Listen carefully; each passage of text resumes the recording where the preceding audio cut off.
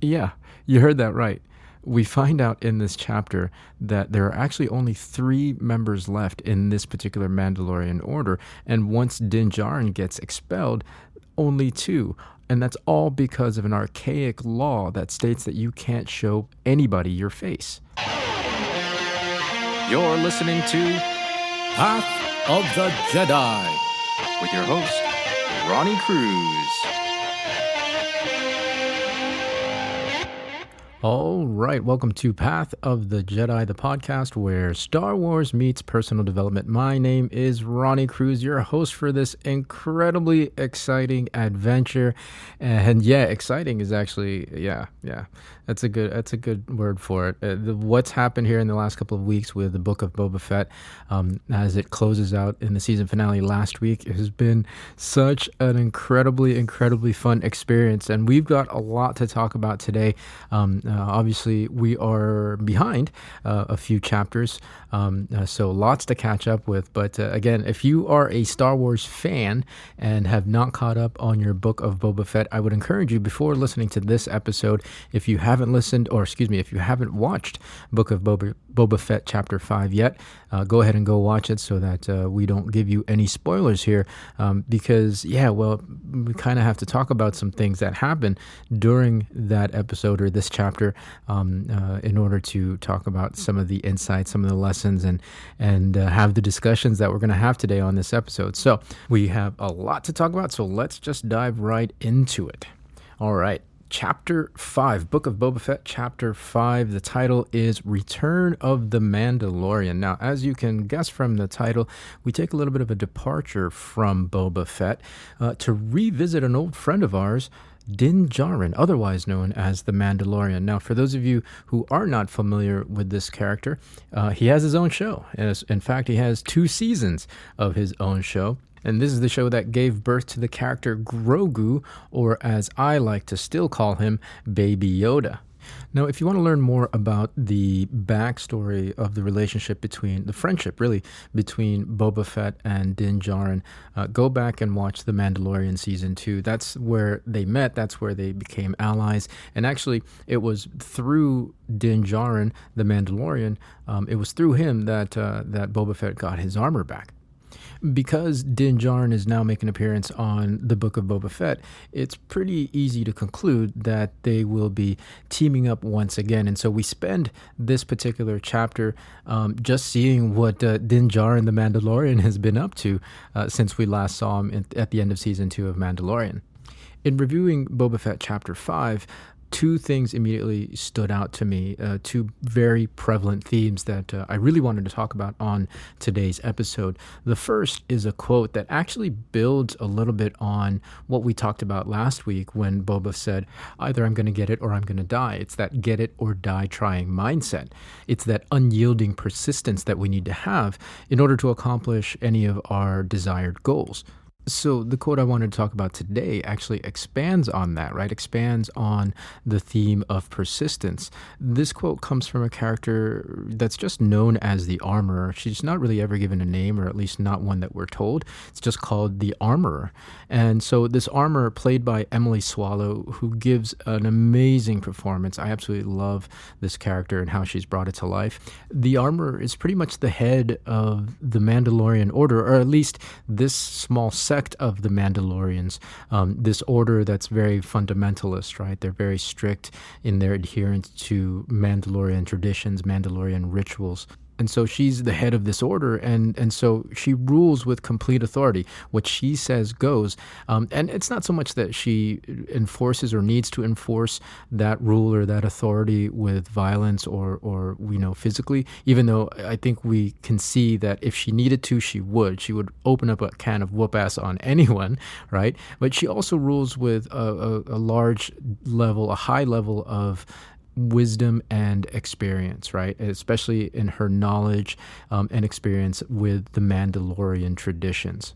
In this scene, Din Djarin, our Mandalorian, is being trained by the Armorer in how to use and wield this weapon called the Darksaber. And I'm not going to go into what the Darksaber is because that's a whole lot more backstory involved there. So Suffice it to say that she's training him in how to use this weapon, right? Different fighting forms, different ways to wield it, how to use this very powerful weapon effectively.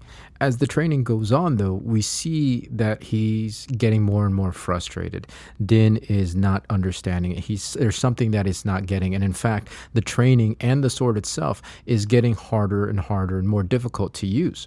And at the peak of his frustration, Din Djarin's like, yeah, I'm doing the moves. I'm doing everything that you're telling me. I'm repeating these steps over and over again. And the thing is, it's getting harder and harder to do. In fact, this weapon, each time I do it, feels heavier and heavier. And it's at this point that the armorer tells him, persistence without insight will lead to the same outcome. And I was like, boom, that's perfect. That's exactly the perfect quote, right? Because, it piggybacks perfectly on top of what we were talking about on last week's show on persistence, right? So to continue this topic, continue this conversation, she's absolutely right. It's that old saying that what's the definition of insanity is doing the same thing over and over again and expecting a different result, right? Persistence is important when you're trying to achieve a specific goal, but if you're not adjusting and learning and tweaking your process along the way, you run the risk of not being as effective as you potentially could be, and therefore, best case scenario, take longer to achieve your goal, or worst case scenario, you're unable to achieve your goal at all. It speaks to stagnation. It speaks to being in a rut, states of being in which you risk losing sight of your goal, your purpose, your vision altogether. So, the equation of persistence must include adjustment, must include course correction. The analogy that I love for this is the road trip, right? And actually, now that I think about it, I'm not entirely sure whether the road trip is something that's just uniquely American. So for those of you guys who are my listeners outside of the US, let me know, is road tripping a thing in your country? Because it very much is here, especially for me, right? My sister and I love to take road trips. My family, really, everyone in my family loves road trips. And so what you do is, now with technology, you have a GPS on your phone. You can map to your destination. So you set your destination. The GPS figures out your best route. And so you just hit the road and you persist. You stay consistent on that journey until you get to your point. Now, inevitably what happens is you can't necessarily predict setbacks. You can't predict whether or not there's going to be an accident on the highway or whether or not there's construction on this particular route. And so what the GPS can do then is it can adjust, right? It can reroute you to a better route so that you're not sitting in traffic for 5, 6, 7 hours extra on top of your already long road trip, right? And that's all this is, right? When you set your goal, you set your vision, you persist until you get there. You persist until you achieve the thing that you want to achieve. And along the way, what you have to do is you just kind of have to take stock. Is what I'm doing effective, or can it be more effective? Where can I adjust some things? What can I do differently so that I can tweak it so that I can get to my destination faster, so that my efforts are more effective in achieving the things that I want to achieve? That's all that means. At its core, what this is a growth mindset, right? The willingness to take stock, the willingness to adjust, the willingness to learn and change. Because the truth is, no matter what you're doing and how good you've gotten at that thing, there is always room for improvement. There is always room to learn and to grow. Persistence without insight will lead to the same outcome. So if you want different outcomes than what you currently have right now, you got to be willing to learn from what you're doing and then change and grow. All right, so the next topic, the next theme that stood out to me, that jumped out to me from this chapter is the theme of, or the idea of, tradition versus progress. And actually, guys, before I dive into this, I want to let you guys know, in case you hear snoring in this track or on the background, that is my dog Shadow. Actually, she is having a wonderful sleep right now, and the mic might pick it up. So in case you hear that, it's I guess she's really bored with the topic right now, or at least bored with me. Anyways, back to the subject at hand, tradition versus progress. Now, this jumped out to me because we're dealing with a group of people who have a strict adherence, who insist on a strict adherence to ancient Mandalorian tradition. And this got me thinking because tradition, when you really think about it, exists in every aspect of life, right? You have obviously religion is a big one, right? That's big on tradition. You have societal traditions, things that happen in certain communities, right, that are unique to those individual communities. You even have tradition on the level of the smaller units, like family units, right? Each family, for example, holidays. We just had the holidays a couple months ago. Each family has its own certain tradition that they have for the holidays, right? So and even on an individual level, right, you have your own tradition and rituals. Let's call them rituals on a day-to-day basis, right? So this is traditions and rituals is very much something that we as a species cling to. Why is that? I don't really know, but I have a working theory. And of course, I'm going to share it with you here today. So my working theory is this. Like many of the adaptive advantages that we've picked up over, millions of years of evolution, the notion of tradition and rituals is a survival mechanism. Part of our hardwiring entails us clinging on to the things that we know work and repeating those things and not deviating from those things, because deviation means risk, and risk means potentially dying, right? If we go back to Cro-Magnon days, caveman days, our brains had to kind of categorize and make sense of the world around us because it was a matter of life and death. This cute and cuddly saber-toothed tiger ate my friend George last week, so I think I'm going to stay away from cute and cuddly saber-toothed tigers from now on. So because George got eaten and I didn't, that idea gets passed on over millions and millions of years. Eventually it becomes instinct. It becomes hardwired into the programming. The notion that, yes, cute and cuddly saber-toothed tigers will eat you, and also the notion that you should stick to what you know because it's what's going to keep you alive. Certainty is safety, and safety means survival. It's a deeply, deeply ingrained part of our hardwiring that goes back millions and millions of years. Again, stick to what I know because what I know has kept me alive. This gets magnified and amplified exponentially when you put this into a group situation, right? As humans started to form tribes. I mean, we've always been, I think, social creatures, right? So in the tribal situation, yeah, okay, so this collective knowledge of what we know helps us survive now as a tribe becomes tradition. This is what we know with certainty that has worked and has kept the tribe alive, that's kept the village alive. Let's not stray from that, because if we do, there's too much unpredictability. And unpredictability means risk, and risk means potential death and collapse of the community, of the tribe. So this need for tradition actually has its roots in all of our individual need for certainty. In the Mandalorian Code, for example, if you look at the specific rule that forbids you ever showing anybody your face, no matter how ridiculous it sounds to us or even to any other society within the Star Wars universe, if we traced it back through ancient Mandalorian history, that particular rule, that particular code probably had its roots in survival. Showing somebody your face meant your helmet was off, which meant your head was exposed, which meant you had an increased risk of injury or even death. Now, of course, that's just my own theory, but my point is that this particular rule, this particular code, at some point in the history of Mandalore served them very well, and so they kept it. It must have served them so well, in fact, that to break this particular rule meant you would be kicked out of the tribe, that you would no longer be considered a Mandalorian. In this scene, what happens is Din Djarin actually admits to the armorer that he at one point did in fact show his face. And the armorer was like, well, the code forbids that, so you're no longer a Mandalorian. So she proceeds then to expel Din from the order, leaving only her and one other person, the character Paz Vizsla, as the remaining members. Yeah, you heard that right. We find out in this chapter that there are actually only 3 members left in this particular Mandalorian order, and once Din Djarin gets expelled, only 2. And that's all because of an archaic law that states that you can't show anybody your face. And what's crazy is the armorer was the one who told Din that persistence without insight will lead to the same outcome. In this case, the same outcome is, well, the dwindling numbers in the order. If she had only listened to her own advice, then maybe, just maybe, the Mandalorians wouldn't be a dying breed. Having traditions and codes are fine because they do provide a certain level of security, a certain level of certainty. But you also have to be willing to challenge those rules, right? To challenge those traditions in order to make room for the opportunity to maybe do things better. That's evolution.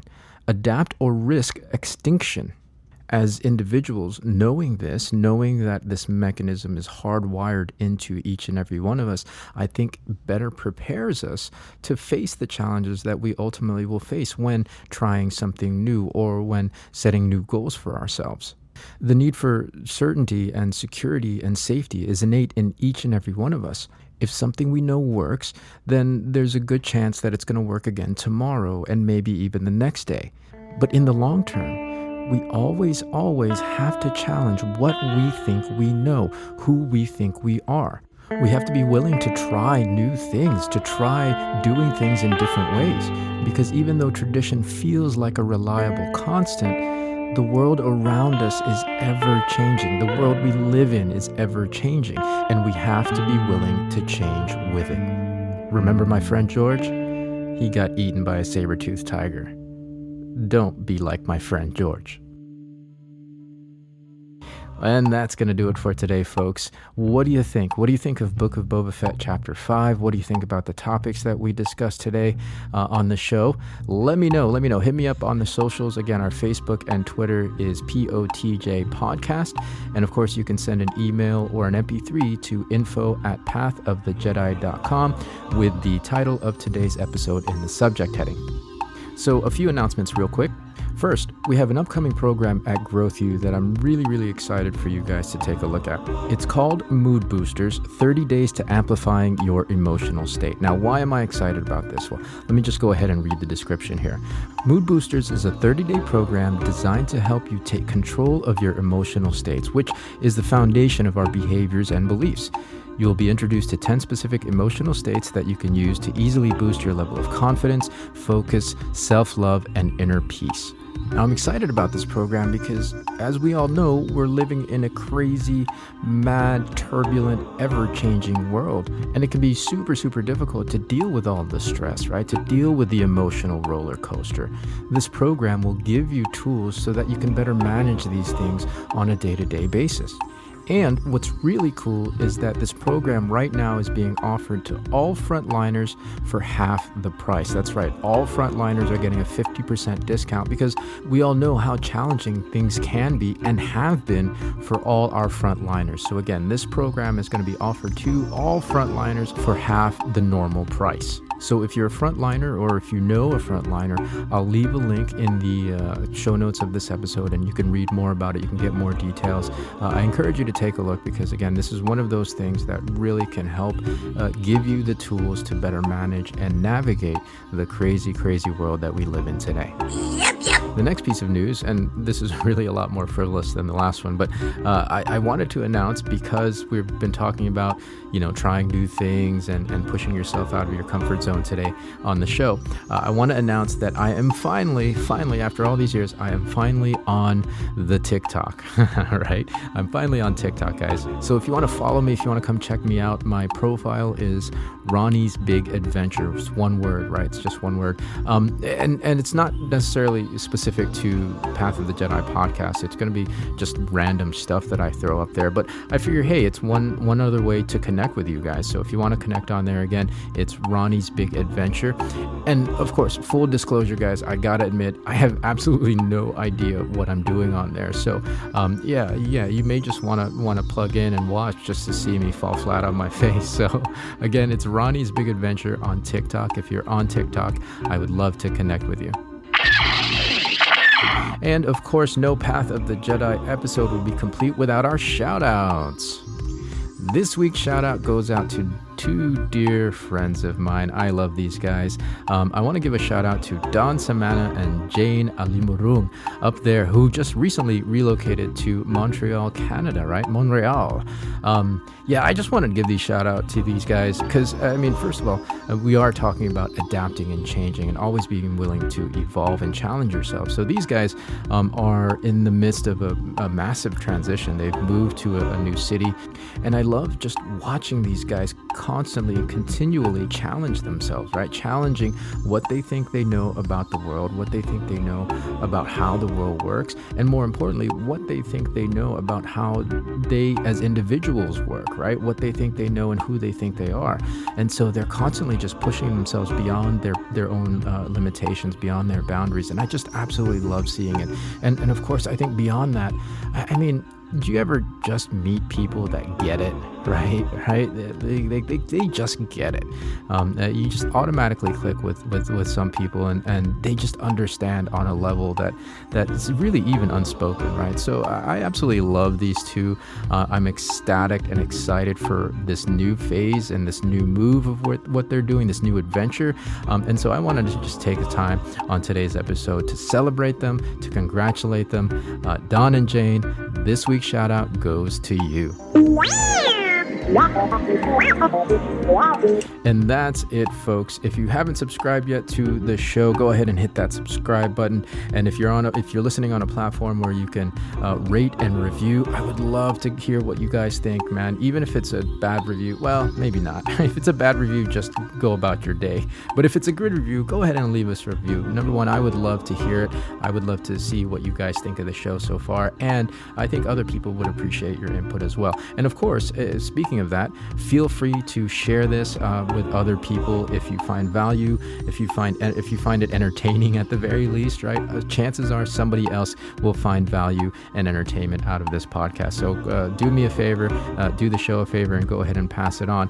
And beyond that, we'll catch you next week. We've got 2 more episodes, 2 more chapters of Book of Boba Fett, so some exciting shows coming up. More updates from me. If you need anything, always hit me up on the socials, hit me up on the email. But until then, until next week's episode, everybody, please be well, be safe, and may the Force be with you. This podcast is not endorsed by the Walt Disney Company nor Lucasfilm Limited, and is intended for entertainment, educational, and informational purposes only. The official Star Wars website can be found at www.starwars.com. Star Wars, all names and sounds and any other Star Wars related items are registered trademarks and or copyrights of Disney and their respective trademark and copyright holders. All original content of this podcast is intellectual property of Path of the Jedi unless otherwise indicated.